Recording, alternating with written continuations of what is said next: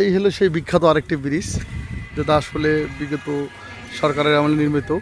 আসলে এই ব্রিজ কোথায় করা হয়েছে আপনারা দেখেন, ব্রিজে কোনো রাস্তা নাই, একদম ফাঁকা, এপাশেও ফাঁকা ওপাশেও ফাঁকা।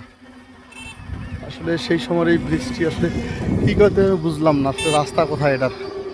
রাস্তাবিহীন ব্রিজ, যেটা আসলে সরকারের এতগুলো কী যে বলে অর্থের ক্ষতি, মানে এতগুলো টাকা এখানে একদম নষ্ট করা হয়েছে এই ব্রিজটা দিয়ে।